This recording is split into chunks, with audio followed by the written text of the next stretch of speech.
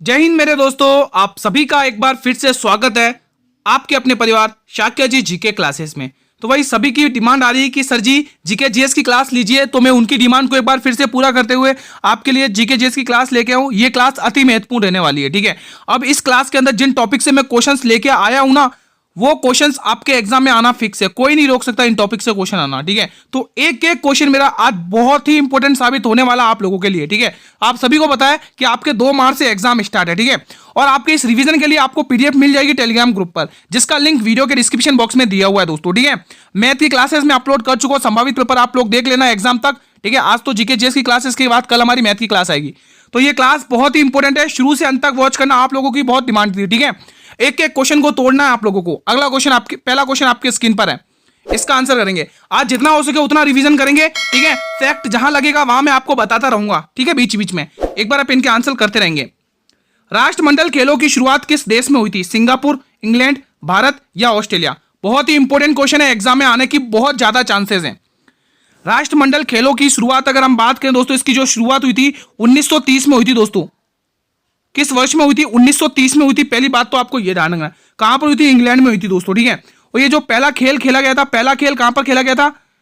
पहला खेल कनाडा में खेला गया था। पहला खेल कनाडा में, पहला खेल कहां पर खेला गया था? कनाडा में, कनाडा में ना, कनाडा में, कनाडा में। भारत ने दूसरे खेल में हिस्सा लिया था, यह भी ध्यान रखना, ठीक है। अगला क्वेश्चन आपके स्क्रीन पर है, टोक्यो ओलंपिक 2021 का शुभंकर क्या है? बताइए, इंपॉर्टेंट क्वेश्चन है। चेन मेन, लियान लियोंग, मिराई तोवा या पेरी दबुल? कमेंट करेंगे दोस्तों, बहुत ही इंपॉर्टेंट क्वेश्चन है आपकी स्क्रीन पर। बताइए इसका आंसर क्या होगा? टोक्यो ओलंपिक 2021 का शुभंकर क्या है? तो गुरुजी इसका शुभंकर मिराई तोवा है। Option number C will be the right answer. अगला क्वेश्चन, इंदिरा गांधी सागर परियोजना किस नदी पर स्थित है? गंगा, यमुना, नर्मदा, गोदावरी? सभी वीर बताएंगे इसका आंसर क्या होगा। चलिए इसका आंसर बताएंगे आप लोग, इंपॉर्टेंट क्वेश्चन है। तो बिल्कुल इसका आंसर गुरुजी नर्मदा नदी आएगा दोस्तों। अरे ये क्या हो गया, चलिए हम इसको थोड़ा सही कर लेते हैं। पेंसिल सेलेक्ट करते हैं, हमने ब्रश सेलेक्ट कर लिया, कोई बात नहीं। इसका आंसर नर्मदा नदी होगा, नर्मदा नदी, ठीक है। नर्मदा नदी जिसका उद्गम अमरकंटक की पहाड़ियों से होता है दोस्तों, भ्रंश घाटियों से होकर बहती है दोस्तों, ठीक है। एग्जाम में पूछा जाता है, एमपी की लाइफ लाइन कहा जाता है दोस्तों। अरब सागर में अपना जल गिराती है, एग्जाम में बहुत पूछा जाता है दोस्तों। कपिल धारा और धुआंधार जलप्रपात नर्मदा नदी पर है, ये भी आपको ध्यान में रखना है। ये सारे फैक्ट आपको ध्यान में रखना है, ठीक है। गोदावरी नासिक के त्रिकम्बेश्वर पहाड़ से निकलती है, ये भी आपको ध्यान रखना है, एग्जाम के लिए इंपॉर्टेंट है। अगला क्वेश्चन, किस नृत्य शैली में आदि तल का प्रयोग होता है? ओडिसी, मणिपुरी, कथक या भरतनाट्यम? इंपॉर्टेंट क्वेश्चन है भाई साहब, बताइए। आज का जो कंटेंट है बहुत ही इंपॉर्टेंट है, इन टॉपिक से क्वेश्चंस आपके एग्जाम में आना फिक्स है, यहां से कोई नहीं रोक सकता, आपके एग्जाम में क्वेश्चन आना फिक्स है। इसीलिए हर एक क्वेश्चन, हर एक पॉइंट आपके लिए इंपॉर्टेंट रहने वाला आज की क्लास में। बहुत डिमांड थी, आप लोग कर रहे थे कि सर जी जीके जीएस की क्लास लगवाइए दोस्तों। लाइव अभी पॉसिबल नहीं हो पा रही है दोस्तों। आप लोग देखो, लाइव में भी यही क्वेश्चन में आपको लेके आता है ना, लाइव में भी यही क्वेश्चन लेके आता है और वही फैक्ट बताता है और उसी तरीके से पढ़ाता, जैसा कि वही, और उसी तरीके से मैं अभी भी उसी जोश से पढ़ा रहा हूं, है ना। तो आप बेफिक्र होइए, अच्छे से रिविजन करिए दोस्तों। यहां का आंसर होगा कथक दोस्तों। ये कहां का? यूपी का शास्त्रीय नृत्य है, यूपी का। सॉरी, यूपी का क्या, मैं यूपी कहां कह रहा हूं यार, ये तो केरल, हाँ यूपी का ही है, यूपी का ही है ना, यूपी का ही है।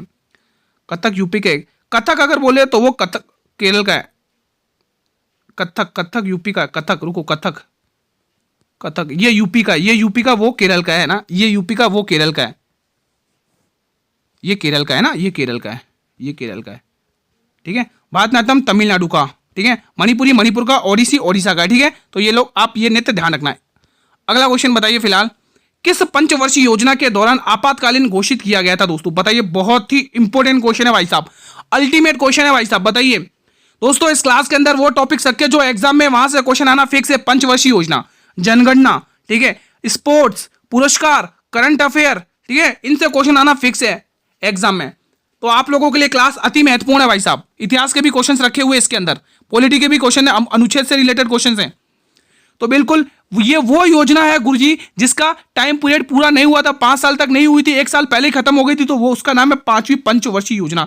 ये योजना गुरुजी किस मॉडल पर आधारित? डीपी धर मॉडल पर आधारित है। डीपी धर मॉडल, डीपी धर मॉडल, डीपी धर मॉडल, डीपी धर मॉडल, डीपी धर मॉडल, ये इस मॉडल पर आधारित है, डीपी धर मॉडल, ठीक है। डीपी धर मॉडल पर आधारित है। इसी योजना में दोस्तों एक नारा दिया गया था दोस्तों, गरीबी हटाओ, गरीबी हटाओ। इसमें एक नारा दिया था, गरीबी हटाओ, गरीबी हटाओ, गरीबी हटाओ। ये नारा दिया गया था दोस्तों, आपको ध्यान रखना। किसने दिया था? इंदिरा गांधी ने।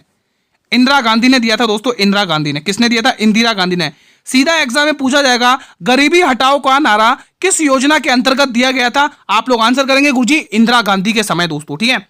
एग्जाम के लिए अति महत्वपूर्ण है भाई साहब, एग्जाम के लिए अति महत्वपूर्ण प्रश्न है दोस्तों, ठीक है। 24 मुख्य सूत्रों का कार्यक्रम सूत्री का इसी में उपयोग होता है ना। बढ़े अगले प्रश्न की तरफ। चलिए अगला क्वेश्चन, भारत में, ये बहुत ही इंपोर्टेंट क्वेश्चन है, भारत में औद्योगिकरण की प्रक्रिया किस पंचवर्षीय योजना में शुरू की गई थी? तीसरी, चौथी, प्रथम, दूसरी? बहुत ही इंपोर्टेंट क्वेश्चन है भाई साहब, बताइए क्या आंसर होगा इसका? बताइए दोस्तों,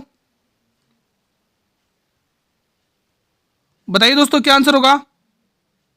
तो बिल्कुल गुरुजी ये हुई थी दोस्तों दूसरी पंचवर्षीय योजना, जिसका टाइम पीरियड 1956 से लेके 1961 के बीच का रहता है दोस्तों, है ना। 1956 से 1961 के। ये किस मॉडल पर आधारित है ये दूसरी पंचवर्षीय योजना दोस्तों? बताइए ये किस मॉडल पर आधारित है? एग्जाम में पूछा जाएगा दोस्तों। पीसी महालनोबिस मॉडल, फर्स्ट पूछे तो हेरोड डोमर मॉडल, ये पीसी महालनोबिस मॉडल पर आधारित है। पीसी महालनोबिस मॉडल पर आधारित है। महालनोबिस मॉडल पर आधारित है। PC Mahalanobis model, PC Mahalanobis model पर ये आधारित है। ये महत्वपूर्ण क्यों बन जाती है? क्योंकि यहाँ पे दोस्तों तीन लोह इस्पात यंत्र की स्थापना होती है। लो इस्पात यंत्र की स्थापना होती है। तीन है, कौन कौन से भाई बता दो तो मजा आ जाएगा। मैं बता देता हूं। पहला तो दोस्तों भिलाई भी पूछा जाता है। भिलाई दोस्तों एग्जाम में बहुत इंपोर्टेंट। राउर केला एक, दुर्गापुरा, ठीक है। दुर्गापुर एक है, दुर्गापुर। ये तीन लो इस्पात केंद्र स्थापित हुए थे, एग्जाम के लिए पूछे जाते हैं सीधे। अगला क्वेश्चन आपकी स्क्रीन पर है, जहां इंपोर्टेंट लगेगा वहां बता दूंगा, बाकी हम धुआंधार रिवीजन करेंगे। अब समय इतना नहीं है कि भाई इतना पूरा डीपली पढ़ाएं गुरुजी, है ना। समय पढ़ने का था जब आपको पढ़ना चाहिए था अच्छे से। हाल में ही राजीव तारानाथ का निधन हो गया है, वे किस वाद्य यंत्र से संबंधित है? बहुत ही इंपोर्टेंट क्वेश्चन है भाई साहब, ध्यान रखना दोस्तों। ये इनका जो निधन हुआ है दोस्तों वो 92 वर्ष की आयु में हुआ। 92 वर्ष की आयु में इनका निधन हुआ है दोस्तों, ठीक है। 92 वर्ष की आयु में इनका क्या हुआ? निधन हुआ। और दोस्तों ये संबंधित है सरोद वादक से दोस्तों, ध्यान रखना। सरोद वादक के बहुत ही शानदार कलाकार थे। 92 वर्ष की आयु में इनका निधन हुआ, ये बात आप लोग ध्यान में रखना। बुद्धदेव भट्टाचार्य किस राज्य के पूर्व मुख्यमंत्री थे जिनका हाल में ही निधन हो गया? दोस्तों जिनके अभी हाल में ही निधन हुए वो टॉपिक्स भी आप लोग अच्छे से कवर कर लेना करंट अफेयर के रूप में। तो गुरुजी ये 2000 से लेके कितने 2000 से लेकर 2011 तक बंगाल के पूर्व मुख्यमंत्री रहे। बंगाल के सातवें मुख्यमंत्री रहे पूर्व, ठीक है। तो ये आप लोग ध्यान रखना कौन है? बुद्धदेव भट्टाचार्य दोस्तों, ठीक है। अगला क्वेश्चन आपकी स्क्रीन पर है, नीतीश कुमार किस खेल से संबंधित है? शूटिंग, हॉकी, बैडमिंटन या फिर एथलेटिक्स? सभी वीर बताएंगे। इजी क्वेश्चन है, इसमें तो टाइम नहीं लगाएंगे, खाली बताना है, ठीक है। बैडमिंटन। ये क्वेश्चन ऐसे होते हैं, अगर आपने पढ़ा है तो आपको आएगा, नहीं पढ़ा तो गलत होगा, या तो आप छोड़ोगे या तो गलत होगा या तो तुक्का लगेगा, ठीक है। यही ऑप्शन है बस, और कुछ नहीं। अगर जो आपने पढ़ा है ना, अगर ऐसे क्वेश्चन आते हैं ना, इनका संबंध किस खेल से है, अगर जो आपने पढ़ा तो विदिन 1 सेकंड के अंदर आप आंसर टिक करके बढ़ जाओगे। नहीं पढ़ा तो गलत होगा, तुक्का लगेगा या फिर छोड़ोगे, ठीक है। पेरिस ओलंपिक 2024 का समापन समारोह किस स्टेडियम में किया गया था दोस्तों? बताइए दोस्तों, इंपॉर्टेंट क्वेश्चन है भाई साहब, बताइए दोस्तों। पेरिस ओलंपिक 2024 में जो समापन ध्वजावाहक था दोस्तों, वो कौन कौन थे? मनु भाकर और पीआर श्रीवेश, है ना, ये ध्यान रखना। पीआर श्रीवेश एग्जाम में पूछा जाता है। अंत समारोह की बात करी मैंने, है ना। तो इसका आंसर क्या होगा? Stade de France. कौन सा स्टेडियम था? Stade de France. Option number A will be the right answer. जितना प्रैक्टिस करोगे उतना आपके लिए बेनिफिशियल है, जितनी क्विज़ेस लगाओगे उतना आपके लिए बेनिफिशियल है। और ये वो टॉपिक के क्वेश्चन हैं, यहां से आपके एग्जाम में आना क्वेश्चन फिक्स है, कोई भी रोक नहीं सकता, है ना। तो ये क्लास बहुत ही इंपॉर्टेंट है भाई, शुरू से अंत तक वॉच कर लेना। आप बहुत डिमांड कर रहे थे कि सर जी जीके जीएस की क्लास लीजिए, तो अब आप रिवीजन करिए अच्छे से जितना हो सके। इसकी पीडीएफ आपको टेलीग्राम ग्रुप पर मिल जाएगी। पेरिस ओलंपिक 2024 में भारत के मशाल वाहक कौन थे? मैरी कॉम, गगन नारंग, अभिनव बिंद्रा या शिवा केशवन? बताइए दोस्तों, सभी वीर बताएंगे। दोस्तों हमें पूछा है मशाल वाहक कौन थे, तो पहले तो हम इसका आंसर टिक करेंगे अभिनव बिंद्रा। गुरुजी गगन नारंग की बात करें तो ये कौन थे दोस्तों? तो गगन नारंग की बात करें दोस्तों, शेफ डी मिशन के प्रमुख थे। शेफ डी मिशन के प्रमुख थे। शेफ डी मिशन के प्रमुख हैं भाई साहब, शेफ डी मिशन। ठीक है। पेरिस ओलंपिक 2024 से रिलेटेड मैं सारे क्वेश्चंस करा चुका हूं, जो डेली क्लास अटेंड करते थे उन्हें सभी को पता है। शिवा केशवन, ये क्या डिप्टी शेफडी मिशन है? कौन सा deputy chef de mission? Deputy chef de mission, deputy chef de mission के प्रमुख थे, ठीक है। Chef de mission, deputy chef de mission के प्रमुख हैं। तो ये आपके सामने कुछ फैक्ट है, आप लोग ध्यान रखना। मैरी कॉम मुक्केबाजी से इनका संबंध है दोस्तों, मुक्केबाजी खेल को प्रसिद्ध है, ये खेल के लिए मशहूर है, ठीक है। अगला क्वेश्चन आपके स्क्रीन पर है। वित्त मंत्री निर्मला सीतारमण ने कौन सी बार बजट पेश किया? हाँ, बजट के क्वेश्चंस भी रखे 2025 का जो भी बजट हुआ, सातवीं, आठवीं, सातवीं, अच्छा सातवीं 2 बार आ गया, कोई बात नहीं, इसको आप पांचवी लिख लो, कोई बात नहीं, पांचवी लिख लो, पांचवी लिख लो इसको आप। चलिए बताइए फिलहाल इसका आंसर क्या होगा? इंपोर्टेंट क्वेश्चन है, सभी वीर बताएंगे। चलिए बताइए दोस्तों, इंपोर्टेंट क्वेश्चन है, तो बिल्कुल अगर आप 8वां टिक करें तो बिल्कुल 8वां बजट पेश किया दोस्तों। कौन सा 8वां बजट पेश किया? Option number B will be the right answer. अगला क्वेश्चन फिलहाल आपके स्क्रीन पर है। प्रधानमंत्री ने बजट 2024 को किस भाग से संबोधित किया था दोस्तों? बताइए, ज्ञान बजट, समृद्धि बजट, विकास बजट या आत्मनिर्भर बजट? तो इसको संबोधित किया था गुरुजी विकास बजट, है ना, विकास बजट है ना, ये ध्यान रखना। ये प्रश्न बताएंगे आप लोग। निम्न में से कौन सा लोक नृत्य मिजोरम का है? कजरी यूपी और बिहार का? गुरुजी ये नृत्य तो यूपी और बिहार का है भाई, यूपी और बिहार, ये नृत्य यूपी और बिहार में बहुत मशहूर है ना, यूपी और बिहार में, ठीक है। मंदगाज, नुरालीम या पाखुल पिल्ला? बताइए दोस्तों इसका आंसर क्या होगा? सभी वीर बताएंगे क्या आंसर होगा? आपको मिजोरम का नृत्य बताना है दोस्तों, ठीक है। ये जम्मू कश्मीर का है, जम्मू और कश्मीर का है। नुरालीम ये नागालैंड का है, नागालैंड का, ये नागालैंड का लोक नृत्य फेमस है, ठीक है। अब बच्चा क्या, ये ऑप्शन, तो यही हमारा आंसर है। पाकू पिल्ला दोस्तों कहाँ का प्रसिद्ध है? मिजोरम का प्रसिद्ध है। अगला क्वेश्चन आपकी स्क्रीन पर। निम्न में से कौन सा नृत्य सिक्किम का प्रसिद्ध है दोस्तों? सिक्किम का नृत्य बताना आपको, सिक्किम का नृत्य बताना है इसमें। मुनारी नृत्य, भांगड़ा, कोलाटम या ताशी शब्दों नृत्य? बताइए दोस्तों। मुनारी नृत्य की बात करिए, झारखंड का है भाई साहब, झारखंड का है दोस्तों, झारखंड का, ठीक है। भांगड़ा सभी को पता, पंजाब का भाई साहब, पंजाब का फेमस है, ये तो सभी को पता ही होगा। कोलाटम दोस्तों आंध्र प्रदेश का फेमस है, आंध्र प्रदेश का कोलाटम, वीर नाट्यम, बोनालू, गोबी, तपेता गुल्लू, कुम्मी, सिद्धि माधुरी, भामकल्पम, ये सारे आंध्र प्रदेश के, ठीक है। अब जो बचा वही हमारा आंसर है। ऐसे ही आप लोगों को क्वेश्चन को ऐसे तोड़ना है कि सारा हमारा आंसर अपने आप खुद चल कर आएगा कि भाई मैं आंसर हूं, है ना। क्वेश्चन को ऐसा तोड़ो कि आंसर खुद बचकर आएगा कि भाई मुझे बचा लो, मैं ही आंसर हूं, आप आगे बढ़कर टिक करके बढ़ जाओ, है ना। तो क्वेश्चन को ऐसे ही तोड़ना आप लोगों को। विश्व बैंक का मुख्यालय किस देश में? बताइए। 1944-45 में इसकी स्थापना होती है दोस्तों। इसकी स्थापना 45 के समथिंग होती है, स्थापना, है ना। 44-45 की समथिंग होती है, 1944-45 में, 1944 और 45 में इसकी स्थापना होती है, ठीक है। तो इसका जो मैं मुख्यालय पूछा, मुख्यालय कहाँ पे है बताइए दोस्तों। तो अमेरिका की राजधानी वॉशिंगटन डीसी अमेरिका की राजधानी है, ठीक है, ध्यान रखना। वॉशिंगटन डीसी, ये आप लोग ध्यान रखना। बढ़े अगले प्रश्न की तरफ। अगला क्वेश्चन आपकी स्क्रीन पर है। अंतर्राष्ट्रीय मुद्रा कोष की स्थापना किस वर्ष में हुई थी? 1960, 1940, 1945, 1946? तो बिल्कुल गुरुजी 27 दिसंबर 1945 में इसकी स्थापना हुई थी, ठीक है। अंतर्राष्ट्रीय मुद्रा कोष, ठीक है, अंतर्राष्ट्रीय मुद्रा कोष। बड़े अगले प्रश्न की IMF कहते हैं शायद, है ना, IMF ही है। चलिए ये प्रश्न बताइए, बहुत ही शानदार। निम्न में से कौन सा आर्टिकल समान नागरिक संहिता से संबंधित है? आर्टिकल तो आपको किसी भी कीमत पर पढ़ने हैं, कुछ भी हो जाए भाई साहब, क्वेश्चन देखने को मिलेगा आर्टिकल से, फिर मत बोलना कि मुझे बताया नहीं। आर्टिकल से क्वेश्चन आपको एग्जाम में मिलना फिक्स है भाई साहब, ध्यान रखना, ठीक है। और मैं आपके दोस्तों जो मैथ की क्लासेस ले रहा हूं डेली, वो दोस्तों आप लोग डेली एग्जाम तक देखते रहना भाई साहब, वहां से क्वेश्चन देखने को मिलेंगे, ठीक है। फिर मत कहना कि हमें प्रैक्टिस ही नहीं करवाई है। जीके जेस की भी क्लास अब चालू कर दी है, है ना, एक दिन मैथ्स एक दिन जीके, ठीक है, डेली चल रही है आप लोगों की क्लासेस, ठीक है। तो इसका आंसर समान नागरिक संहिता की बात करिए, आर्टिकल 44, आर्टिकल 40 पंचायत का गठन,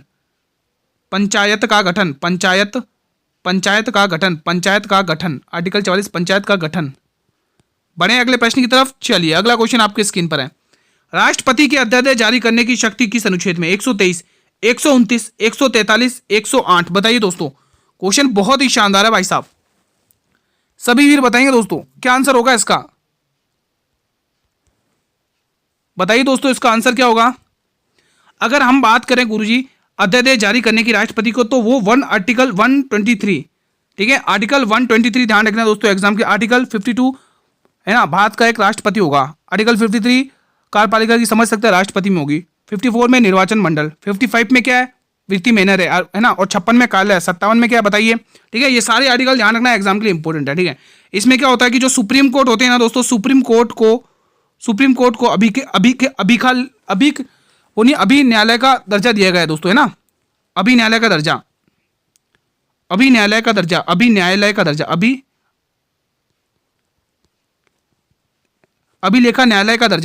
न्यायालय का दर्जा इसी आर्टिकल के तहत दिया जाए। अभिलेखा है ना का न्यायालय का दर्जा दिया गया। इसमें दोस्तों राष्ट्रपति संयुक्त बैठक लगाते हैं दोस्तों, संयुक्त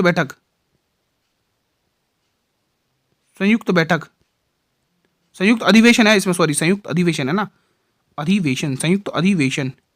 ठीक है, अब एक क्वेश्चन मैं आपको देना चाहूंगा, 143 आर्टिकल बताइए किससे से रिलेटेड है। अगला क्वेश्चन आपके स्क्रीन पर है, नासा का नया प्रमुख किसे नियुक्त किया गया। इंपॉर्टेंट क्वेश्चन है भाई साहब, इंपॉर्टेंट है। बिल नेल्सन को, स्टीव जुर्जी को, जेरड इसाकमैन को, जेम बाइडेन स्टाइन को। बताइए दोस्तों, इंपॉर्टेंट है भाई साहब एग्जाम के लिए। और गुरुजी इसके नासा के मुख्यालय की बात कर लें, इसका मुख्यालय भी आपको पता होना चाहिए, इसका भी मुख्यालय आप ध्यान रखेंगे वॉशिंगटन डीसी। अब मैं बार बार वॉशिंगटन डीसी नहीं बताऊंगा कहां पर है, मैं अभी आपको बता चुका हूं अमेरिका की राजधानी है। ठीक है, वॉशिंगटन डीसी क्या टिक करोगे, वॉशिंगटन डीसी इसका। ठीक है, वॉशिंगटन डीसी आप लोगों को यहां पे टिक करना है। और फिलहाल हमारे इस प्रश्न का आंसर होगा जेरड इसाकमैन। क्या आंसर होगा स्टूडेंट, जेरड इसाकमैन, ये आपको ध्यान में रखना है। अगला क्वेश्चन मेरे वीर आपकी स्क्रीन पर है, संजय मल्होत्रा को हाल में ही कौन से गवर्नर के रूप में नियुक्त किया। बहुत ही इंपोर्टेंट है भाई साहब, बताइए 23वें, 24वें, 25वें या 26वें, बताइए संजय मल्होत्रा को हाल में ही कौन से गवर्नर के रूप में नियुक्त किया है। इंपॉर्टेंट क्वेश्चन है भाई साहब, हल्के में मत लेना ऐसे क्वेश्चंस को। ठीक है, मैंने कहा था स्टार्टिंग में, इस आज की क्लास में जो कंटेंट है उस कंटेंट से क्वेश्चन आपके एग्जाम में आना फिक्स है, कोई नहीं रोक सकता भाई साहब यहां से क्वेश्चन आना। ठीक है, 26वें गवर्नर बने भाई साहब, ये ध्यान रखना। Option number D will be the right answer. 2011 की जनगणना के अनुसार भारत का कौन सा प्रदेश ऐसा है जहां पर स्त्रियों की जनसंख्या पुरुषों से अधिक है। भाई साहब बहुत ही इंपॉर्टेंट क्वेश्चन है, मैं बार बार डेली चीख कर चिल्ला कर कहता हूं भाई साहब, आप लोग ये पंचवर्षीय योजना और जनगणना, इनको तो आपको किसी भी कीमत पर छोड़ना नहीं है। आपने देखा नहीं है एसआई का पेपर कि आपका जो क्वेश्चन थे उसमें पंचवर्षीय योजना के भी क्वेश्चंस देखने को मिले और जनगणना के क्वेश्चंस भी देखने को मिले। हर शिफ्ट में बात करूं, हर शिफ्ट में, तो किसी भी कीमत में ये टॉपिक तो हम छोड़ ही नहीं सकते भाई साहब, है ना, क्योंकि ये क्वेश्चन बहुत ही इंपॉर्टेंट है। केरल आप ध्यान रखेंगे, सर्वाधिक लिंगानुपात है भाई साहब, सबसे ज्यादा लिंगानुपात है, सबसे ज्यादा लिंगानुपात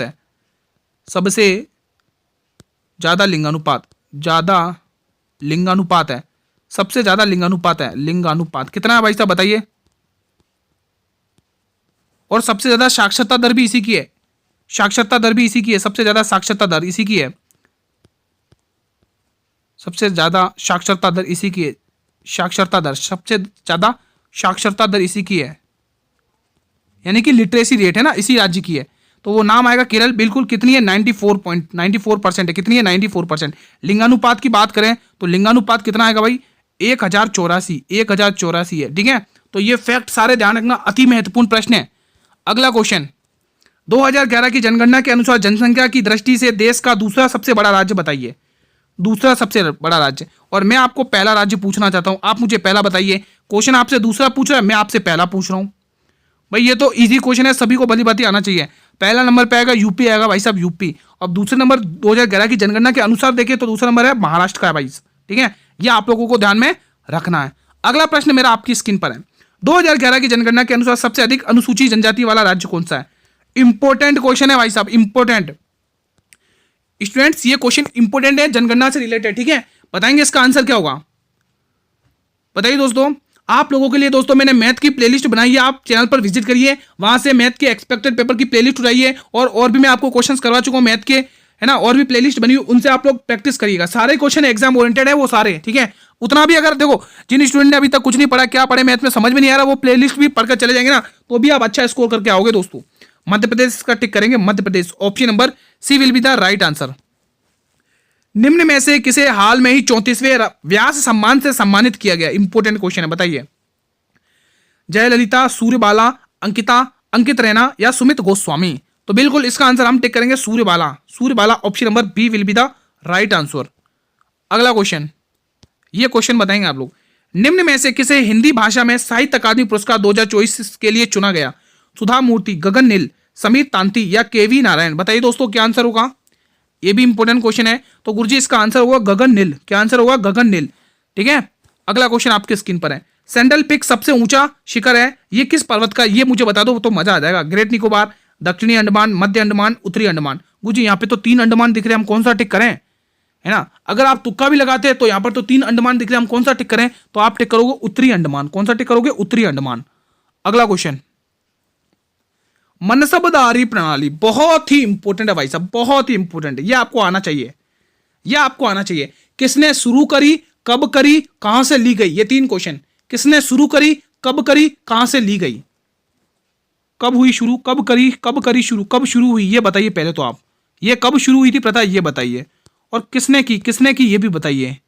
किसने की ये भी बताइए, किसने की ये भी बताइए। ये 2 क्वेश्चन मेरे आप लोग बता देंगे तो मजा आ जाएगा। स्टूडेंट्स आप ये 2 क्वेश्चन बता दो।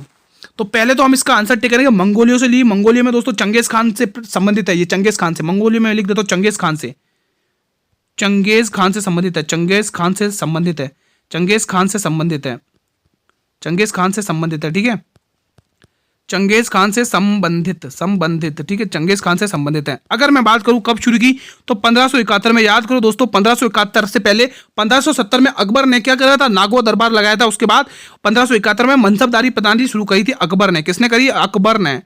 अकबर, ठीक है। अकबर के बारे में हालांकि मैं सारा कुछ पढ़ा चुका हूं, जो डेली अटेंड करते हैं क्लास उन्हें पता है भाई साहब, ठीक है। और मैं पीडीएफ भी अपलोड करवा चुका हूं। अब आप अगर डेली क्लास करोगे तभी तो आपको फायदा होगा। आप एक दिन आते हो, है ना, अगर क्लास देखते भी हो तो बीच में छोड़कर चले जाते हो, तो ऐसा तो ना फायदा मिलेगा। फायदा तो तब मिलता ना, युद्ध का परिणाम तो तब पता चलता ना जब अंत तक युद्ध लड़ा जाता है। आप बीच में युद्ध करके छोड़ जाओगे तो फिर तो मतलब ही नहीं ना। शहनामा के लेखक कौन है? उत्वी, फिरदौसी, अल बरूनी या हसन निजामी? गुरुजी अल बरूनी की एक पुस्तक बहुत पूछी जाती है गुरुजी, कौन सी है गुरुजी? वो किताब उल हिंद, किताब उल हिंद, किताब उल हिंद, किताब उल हिंद, किताब उल हिंद। ये पुस्तक किसकी है? अल बरूनी की। किसकी है स्टूडेंट्स? अल बरूनी की। अगर गुरुजी इसकी पुस्तक बता दी तो आप हसन निजामी की बता दो, ये भी बताऊंगा दोस्तों। इसकी पुस्तक कौन सी आपको ध्यान रखना है? ताजुल मासिर, दिल्ली पुलिस में पूछा गया था क्वेश्चन। ताजुल मासिर, ताजुल मासिर। ये ऐबक का दोस्तों वो था दोस्तों, दरबारी कविता है ना, ऐबक के समय था। ताजुल मासिर ऐबक के समय, कुतुबुद्दीन ऐबक जो कि गुलाम वंश का फाउंडर है, लेकिन वास्तविक संस्थापक माना जाता है किसको? शमसुद्दीन इल्तुतमिश को, गुलाम वंश का। उसकी राजधानी वो दिल्ली थी, ठीक है। ताजुल मासिर ये इसकी पुस्तक है भाई साहब, ठीक है, ये आपको ध्यान रखना है। ये क्या? इसकी पुस्तक है, ये इसकी पुस्तक है, ठीक है। और ये भी एक पुस्तक है जो किसकी है? अल बरूनी की पुस्तक, ठीक है। वो सब तो ठीक है, बस आप मुझे तो ये बता दो कि शहनामा के लेखक कौन है गुरुजी? तो शहनामा के लेखक हैं फिरदौसी। कौन है भाई साहब? फिरदौसी। Option number B. ये प्रश्न बताएंगे, निम्न में से कौन सा जनजाति समूह मणिपुर में रहता है? मुंडा, भील, कुकी या खोड्स? बताइए। ये इजी क्वेश्चन है, इसमें ज्यादा टाइम नहीं लगेंगे। कुकी जनजाति समूह है ना, ध्यान रखना। ये प्रश्न बताएंगे फिलहाल आप लोग, अति महत्वपूर्ण है। महाराष्ट्र का सुकरात किसे कहा जाता है? दोस्तों इसमें हालांकि ऑप्शन एक गलत है। आप गोपाल कृष्ण गोखले को यहाँ से हटा दीजिए। यहाँ पे आप नाम लिख लिए MG Ranade, MG Ranade, MG Ranade, ठीक है। चलिए ये 4 ऑप्शन आपके स्क्रीन पर। बताइए महाराष्ट्र का सुकरात किसे कहा जाता है? बताइए दोस्तों, एग्जाम के लिए इंपॉर्टेंट है। महाराष्ट्र का सुकरात किसे कहा जाता है? क्या आंसर होगा दोस्तों? तो इसका आंसर दोस्तों यही ऑप्शन डी होगा, एमजी रनाडे को कहा जाता है। दोस्तों किसको कहा जाता है? एमजी रनाडे को कहा जाता है महाराष्ट्र का सुकरात। अगला प्रश्न मेरे वीर आपके स्क्रीन पर है, चटगांव षड्यंत्र किस वर्ष में होता? बहुत ही इंपॉर्टेंट है, बहुत ही इंपॉर्टेंट है। बताइए दोस्तों चटगांव षड्यंत्र किस वर्ष में हुआ था? अगर डेट अगर देखी जाए गुरुजी तो ये शायद 11 अप्रैल 1930 है पूरा। 1930 तो फिक्स है, लेकिन शायद 11 अप्रैल है ना। हाँ 1900, हाँ यही है, 11 अप्रैल ही है दोस्तों, 11 अप्रैल 1930 ये षड्यंत्र हुआ था दोस्तों, ठीक है। चटगांव दोस्तों अभी वर्तमान में इसकी स्थिति कहाँ है? ये वर्तमान में अगर पूछ ली जाए गुरुजी तो हम क्या टिक करेंगे? हमें तो यही नहीं पता ये चटगांव, हम तो नाम ही पहली बार सुन रहे। तो ये इसकी वर्तमान लोकेशन देखी जाए, वर्तमान स्थिति, अगर गुरुजी हम इसकी वर्तमान स्थिति देखें तो एक देश निकल कर आ रहा है। उस देश का नाम क्या है गुरुजी? बांग्लादेश, जो हमारे भारत से सबसे लंबी सीमा साझा करता है। कितनी? 4096 है ना। बांग्लादेश जो हमारे भारत से सबसे लंबी सीमा साझा करता है भारत देश के साथ, भारत देश की बाउंड्री के साथ, है ना। बांग्लादेश है ना। कितनी सीमा साझा करता है? कितनी किलोमीटर की सीमा साझा करता है ये हमारे भारत से? सीमा साझा करता है, कितनी सीमा साझा करता है भारत से? कितनी करता है? 4096। कितनी? 40-96 किलोमीटर की, 40-96 किलोमीटर की। और सबसे छोटी सीमा पूछ रहे तो अफगानिस्तान है, कितनी है? 106 किलोमीटर की, ठीक है। सबसे ज्यादा पूछे तो 40-96 किसकी? बांग्लादेश की। ये आपको टिक करके अपने दिमाग में फिट करके रखना है। अगला क्वेश्चन मेरे भी आपके स्क्रीन पर है। दिल्ली दरबार का, अच्छा, दिल्ली दरबार का आयोजन किस वर्ष में हुआ था? खाली इतना ही लिखा हुआ है, दिल्ली दरबार का आयोजन किस वर्ष में हुआ था दोस्तों, बताइए। मैं आपके सामने क्वेश्चन लिख रहा हूँ। दिल्ली दरबार, ये संवाद कौमुदी तो राजा राम मोहन राय का, ध्यान रखना दोस्तों, पत्र है, ठीक है। इंडियन ओपिनियन वगैरह, ठीक है। इंडियन ओपिनियन तो नहीं है, लेकिन ये संवाद कौमुदी राजा राम मोहन राय का। इसके मैं ऑप्शन लिख रहा हूँ, आप लोग कमेंट करिएगा दोस्तों, ठीक है। सबसे पहले 1914 पहला ऑप्शन, 1911 तीसरा ऑप्शन, 1915 और चौथा ऑप्शन 1920। बताइए दिल्ली दरबार का आयोजन किस वर्ष में हुआ था? ये 4 ऑप्शन आपके स्क्रीन पर है, इसका आंसर बताएंगे आप लोग। देखो सभी वीर इसका आंसर बताइए, तो इसका आंसर है 1911 में हुआ था, 1911, ऑप्शन नंबर बी। अगला प्रश्न फिलहाल आपके स्क्रीन पर है। वर्नाकुलर प्रेस एक्ट किस गवर्नर जनरल के तहत भारत आया था? इंपॉर्टेंट क्वेश्चन है स्टूडेंट्स, इंपॉर्टेंट क्वेश्चन है। फिलहाल आप इसका आंसर बताएंगे, बहुत ही इंपॉर्टेंट क्वेश्चन है। एक बार आप लोग इसका आंसर बताएंगे तो मजा आ जाएगा। बताइए दोस्तों क्या आंसर होगा दोस्तों। पहले तो हम इनके थोड़े ऑप्शन का ट्रीटमेंट कर देते हैं भाई साहब, ठीक है। तो सबसे पहले दोस्तों मेयो को समय दोस्तों अनियमित जनगणना हुई थी, अनियमित जनगणना, अनियमित जनगणना हुई थी, ठीक है। जनगणना, अनियमित जनगणना, ठीक है, मेयो के समय। और रिपन के समय नियमित रूप से जनगणना हुई थी, नियमित जनगणना। दशक की जनगणना यहीं से स्टार्ट होती है, नियमित जनगणना, जनगणना। हमें तो क्वेश्चन ने पूछा है किस गवर्नर के, तो दोस्तों ये पूरा लेटन ही आएगा, लेटन के समय हुई थी दोस्तों, है ना, लेटन और रिपन, लेकिन लेटन आएगा यहाँ पे, लेटन। ऑप्शन नंबर बी आएगा, वर्नाकुलर प्रेस एक्ट किस गवर्नर के तहत, तो लेटन टिक करना, ऑप्शन नंबर बी। अगला प्रश्न देखते हैं, बहुत ही शानदार, इसका आंसर बताएंगे, अति महत्वपूर्ण है। क्वेश्चन 35 बताएंगे, कौन से आश्रम को गांधी जी ने कोसानी भारत का स्विट्जरलैंड कहा था? दोस्तों बहुत ही इंपॉर्टेंट है, कोसानी भारत का स्विट्जरलैंड किस आश्रम को कहा था गांधी जी ने? अनाशक्ति आश्रम, सदाकत आश्रम, सेवाग्राम आश्रम या ओरी वैली आश्रम? बताइए दोस्तों क्या आंसर होगा। सभी को पता है गांधी जी 9 जनवरी 1915 में भारत लौटे थे दोस्तों, ये ध्यान रखना, ठीक है। इन्हीं को दोस्तों एक उपाधि दी गई थी दोस्तों, इन्हीं को एक उपाधि दी गई थी, लौटे थे दोस्तों। वर्ल्ड वॉर भी चल रहा था, है ना।